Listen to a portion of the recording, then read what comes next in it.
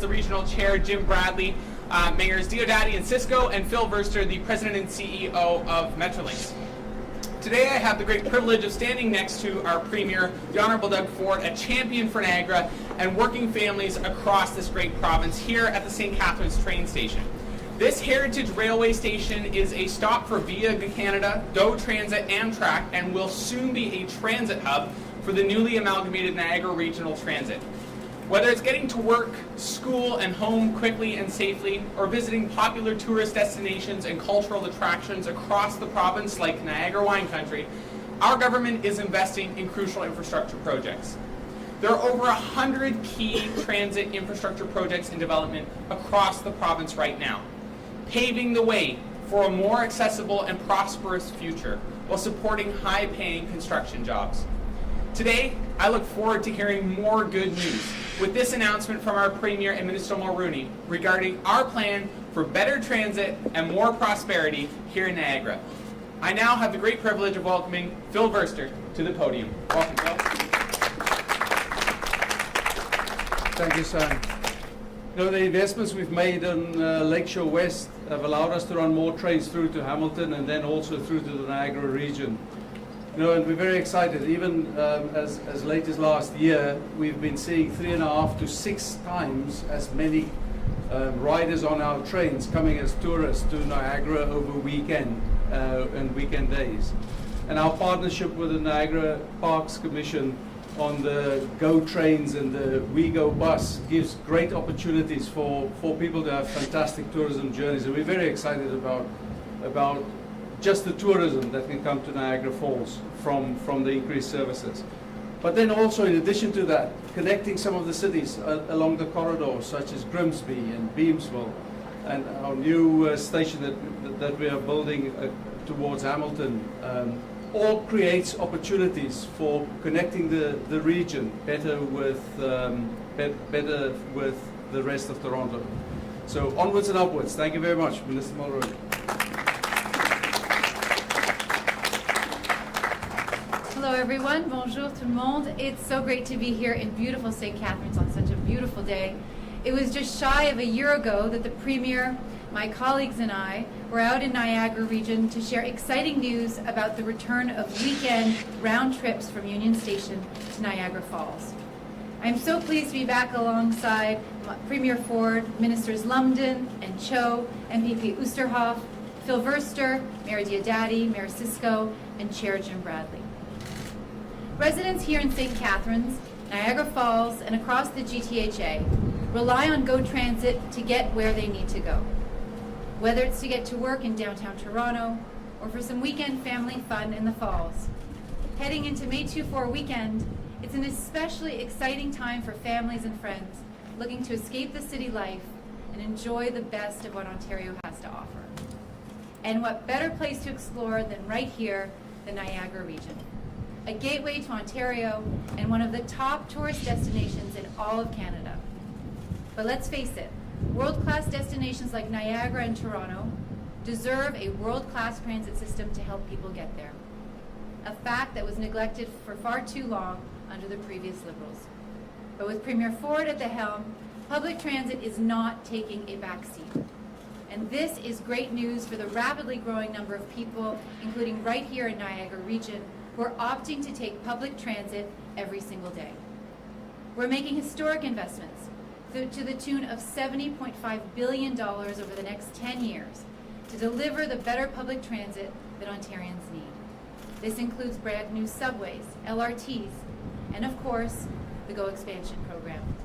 Premier Ford is leading the charge on the largest transit expansion Ontario has ever seen, which will include more frequent GO service throughout the entire network, including Niagara.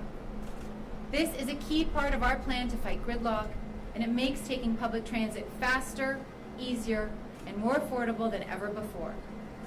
I'm proud to be part of a government under the leadership of this Premier that has made transit a priority. And with that, it's my pleasure to introduce a true transit champion, our Premier, Doug Ford. Thank you, merci.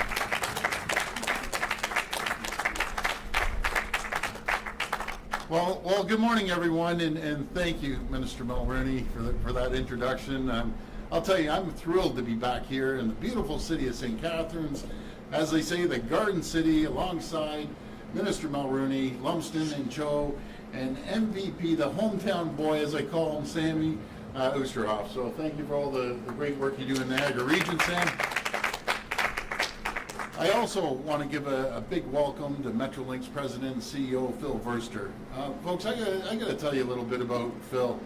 You know, when we first got in office back in 2018, he was responsible for one part of GO and so on and so forth, and we have just piled $70 billion on his shoulders of transit all over, no matter if it's the 4 lines in Toronto and the GTA or expanding throughout Ontario, GO train service, and Phil, you've done a great job, and you have my 100% support. And of course, the hometown mayor, Matt Cisco. Mayor, thank you for having us here. And Niagara Falls Mayor Jim Diodati, and the regional chair Jim Bradley. Jim, it was great to see you down at Queen's Park the other day as well. And it's great to see so many people here today representing Niagara region's tourism and hospitality sectors. Thank you all for joining us. I'll tell you, it's now been almost 1 year since we were last together to bring back year-round weekend GO rail service between Toronto and Niagara Falls. And I remember that because, Mayor, you were as excited as anything. I think all the mayors were, but Mayor Diodati. And friends, we have some other great news. This service has been a huge success. In fact, in January 2023, weekend ridership on GO train to Niagara was up 3.4 times higher compared to January 2020 levels. That's just absolutely incredible. And that's great. And you've heard me say it before, Niagara is one of the best tourist destinations anywhere in the world, and with the collaboration and cooperation with the region and the local mayors, we're going to do some incredible things in Niagara. This region attracts over 12 million visitors every year, enjoying the beautiful views of the falls, the vineyards, casinos, and gaming. And that's, that's a famous Niagara hospitality. When you come here, folks, when you have people from around the world, we live in such a multicultural province. When you have friends come in, you have to come down to Niagara Falls. So today, I'm thrilled to announce that we're expanding GO train service to Niagara even more, making it easier, faster, and more convenient for people and families to visit this beautiful region. Starting tomorrow, the number of round trips between Union Station and Niagara Falls will more than double. This includes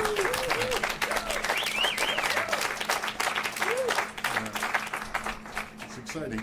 This includes 2 new round trips every weekday and 1 new daily round trip every weekend. That makes for a total of 21 round trips every week. That never has happened in as long as I can remember. It hasn't happened. So 21 round trips every single week. We also be introducing more express train service between Hamilton, Burlington, and Toronto. And once again, GO trains will be stopping right here at the St. Catharines Via Station. Friends, this expanded GO service will be a huge boost for the people and the businesses of Niagara region. It will help attract more tourists to the region, creating more jobs, and be an economic driver for local hotels and restaurants and other attractions and businesses. And for Niagara's region's growing population, it will provide daily commuters with more service, more options, and more convenience. It will help fight gridlock on our roads and reduce travel times, allowing people to spend more time at home with their families rather than sitting there and stuck in bumper traffic. They'll be there with their families. Friends, our government has a plan to build Ontario, helping people, businesses, and communities today while laying a strong foundation for generations to come. We're creating the conditions for businesses to thrive and jobs to grow in every part of the province. I love saying these numbers because they keep growing. I think at one time it was 600,000, then it was 650. Folks, with your help, with the businesses' help, with the municipalities' help, there's 670,000 more people working today than before we took office in 2018, and I contribute that to all the great people here in Ontario.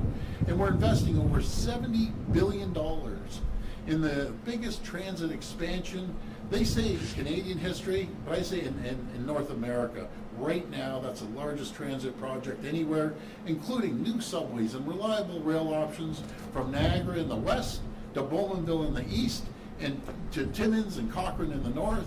And while we expand our transit system, we're investing $25 billion over 10 years to build new roads and highways, including Highway 413, the Bradford Bypass, and the QEW Garden City Skyway Bridge twinning project.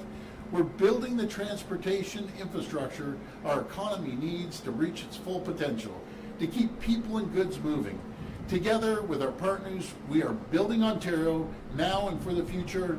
Thank you all for joining us, and may God bless the people of Ontario. Thank you.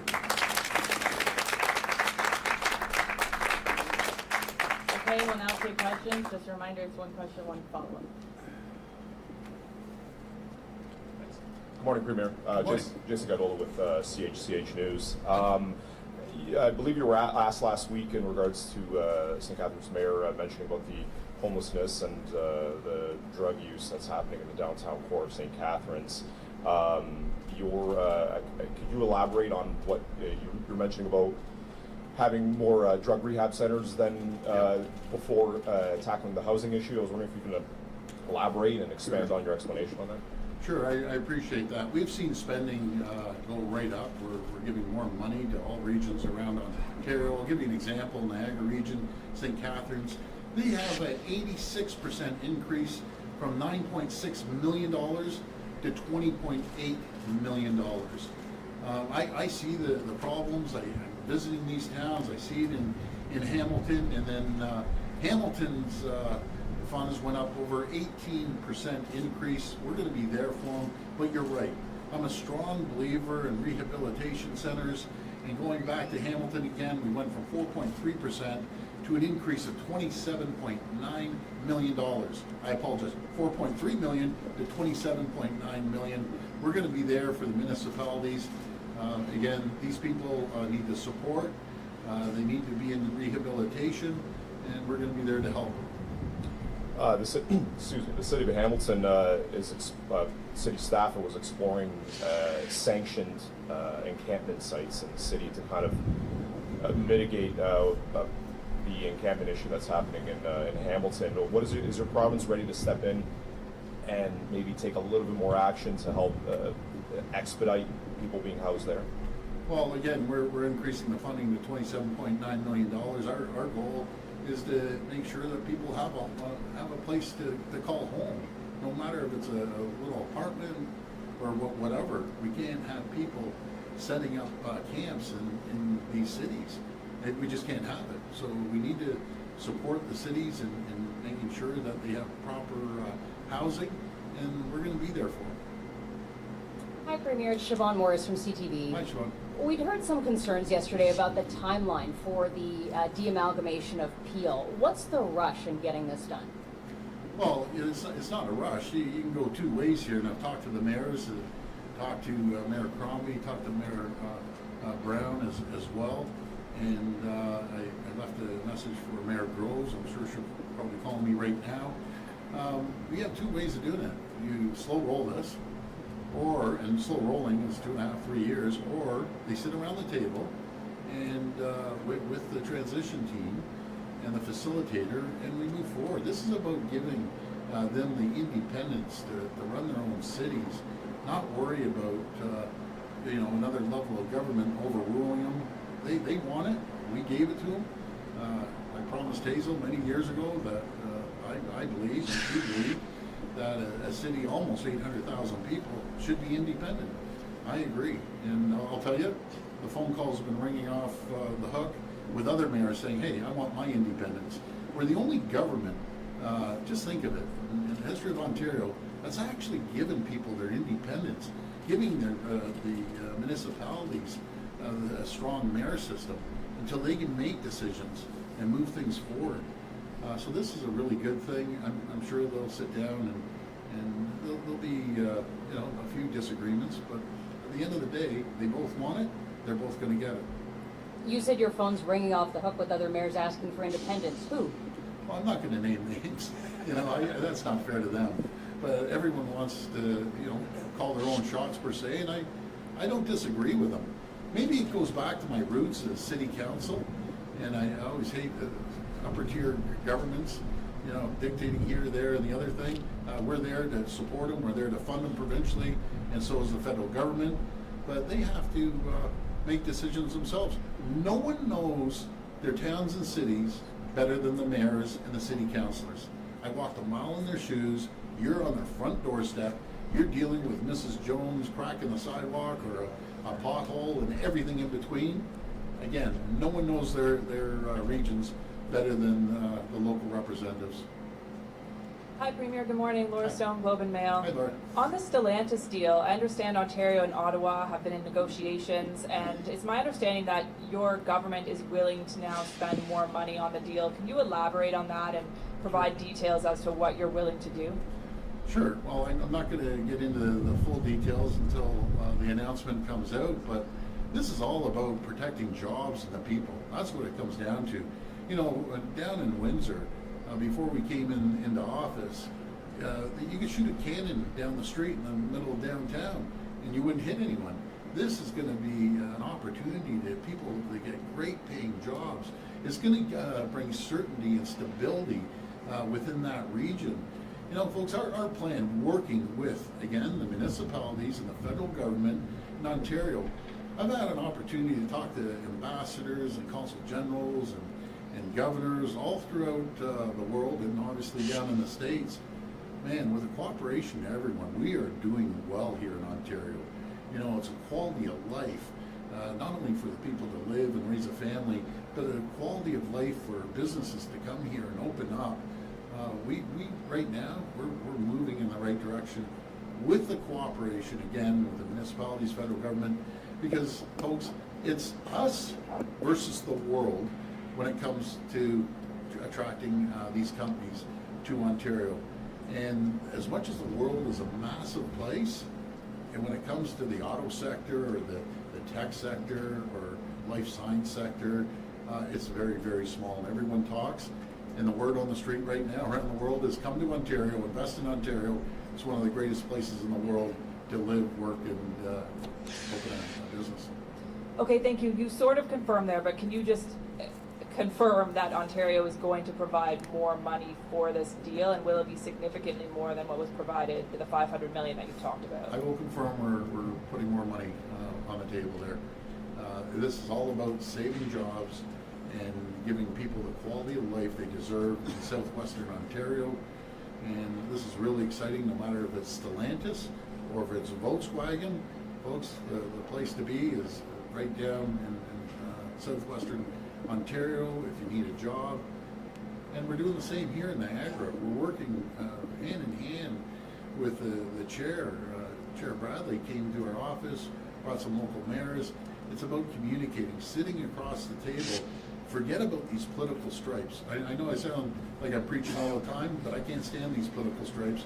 We work so well with the chair and mayors of other political stripes. We all have something in common. We want to make sure we have the best quality of life for our residents in every community. But there's no more beautiful place than here in Niagara. So I encourage everyone, please, this summer, come by down to the Niagara region, go on the wine tours, go down to the Niagara Falls, stay in a hotel, go out for dinner. This is gorgeous down here. Good morning. It's Paul Smith from CBC. Hi, Paul. Out of your list of 6 municipalities, which one is on your top list of that list to see changes, and what would you like to see? Well, I think right across all of Ontario, I talked about southwestern Ontario, talking about Niagara. Eastern Ontario, too, is booming, no matter if it goes from Belleville to Brockville. A lot of companies are moving out there. And then you have Ottawa, too, in the tech sector.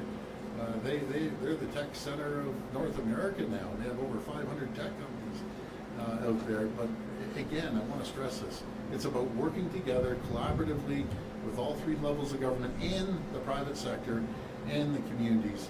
I can't stress it enough that it's so competitive right now worldwide to attract these companies, and when we all unite, we're unstoppable. We really are unstoppable when everyone comes together. And I know you've been asked about the Minden Hospital before. Yep. I just want to clarify your position. Is there a chance your government will try to keep the ER from closing? Well, let's just keep in mind that the Minden Hospital is going to stay open. And we're working with the hospitals. They're the ones that hire nurses and within that community. But we always believe in giving the best service we can when it comes to healthcare right across the province. So we are working hand in hand with the hospital through the Ministry of Health. This will be the last question. Hi, Doug. Alan from the Standard. Hi, Alan. I just wondered, back when the legislation for the housing first came forward, I think there was a lot of speculation about mergers rather than dissolving regions. And I wondered, is that still on the table? I mean, could we be, when we're looking at the additional 6 municipalities, could perhaps megacities be in their future, or is that out of the question now? Well, I want to work hand in hand with the mayors. I'll give you an example. Let's just talk about Peel, because that's kind of a hot potato right now. The mayors have to get out there, the regions have to get out there and really ask for it. I'm not going to go in there and put the hammer on anyone. It started with Mayor Hazel. I promised her and agreed with her that Mississauga should be its own city. And then Mayor Crombie agreed, Mayor Brown, and my exact words to both of them, with Mayor Monty Crombie, I said, you should be doing cartwheels. When I talked to her last night, all the way down Highway 10. When I talked to Mayor Brown, I said, you should be doing cartwheels all the way down Highway 410. Because it gives them their independence. It gives them the strong mayor powers. And they have a lot of items that they want to do. And let's empower local government. I've been a strong believer. And again, it probably goes back to my roots being a city councilor. But we'll be there to support them. So to answer your question, nothing happens without sitting down and listening to the cities and towns in any region. A few years ago, you were talking about the number of elected politicians in Niagara specifically, and it would seem to me that dissolving the region would do little to address that. Just kind of throwing that out there. Well, again, I had Chair Bradley over with the mayors, and I'd be very transparent. I said, hey, you have too many politicians. But do you know what's nice about Niagara? It works. It's working right now. It's growing. Businesses are coming. Tourists are coming. And we're going to be there to support them, to really just enhance it to another level as well. We have some really exciting things that we're going to be doing in Niagara to bring that 12 million visitors up to 20 million visitors. As they say, build it and they will come. And together we're going to build Niagara region and support them, no matter if it's the wine industry, tourism industry, or right across the board there. Thanks, everyone. Okay, thank you. All the very best, everyone.